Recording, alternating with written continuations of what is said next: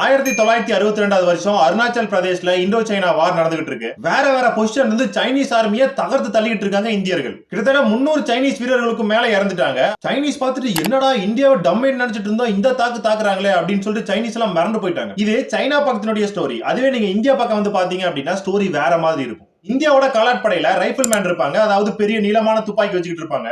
இந்த காலாட்படையை நோக்கி சைனாவோட மீடியம் மெஷின் கன் படை வந்து வந்துகிட்டு இருக்கு. பயங்கரமா போட்டு தள்ளிட்டு வந்துகிட்டே இருக்காங்க சைனீஸ். இந்த டைம்ல இந்தியன் காலாட்படை ஏதோ ஒரு முடிவு எடுத்து ஆகணும். அப்போ ஒரு 3 பேர் என்ன முடிவு எடுக்கிறாங்கன்னா, அந்த மெஷின் கண்ணை நம்ம போய் தகர்த்துட்டு வருவோம் அப்படின்னு முடிவு எடுக்கிறாங்க. அதே மாதிரி போறாங்க, அந்த மெஷின் கண்ணை தகர்த்துட்டு வராங்க. வரும்போது 2 பேர் இறந்து போறாங்க, ஒரே ஒருத்தர் மட்டும் உயிர் பழைக்கிறார். அந்த ஒரு மெஷின் கண்ணை உடைச்சாலுமே சைனீஸ் ஆர்மி முன்னேறி வந்துகிட்டே தான் இருக்காங்க. அதனால இந்த காலாட்படை பின்வாங்கலாம் அப்படின்னு முடிவு எடுத்து பின்னும் வாங்கிடுறாங்க. ஆனா அந்த ஒரு மெஷின் கண்ணை உடைச்சிட்டு வந்த ஒருத்தர் இருக்காரு பாத்தீங்களா, அவரு என்ன ஆனாலும் சரி நான் பின்வாங்க போறதுல போரை தொடர்ந்து நடத்த போறேன் அப்படின்னு ஒரே ஒரு மனுஷன் ஒரு சைனீஸ் ஆர்மியை எதிர்த்து போராடினாரு.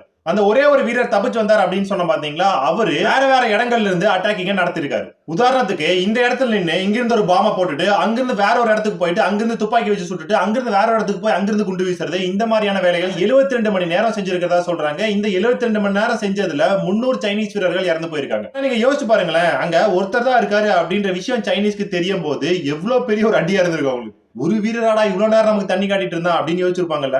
இதை செஞ்ச அந்த வீரன் 21 வயசான ஜஸ்வந்த் சிங்.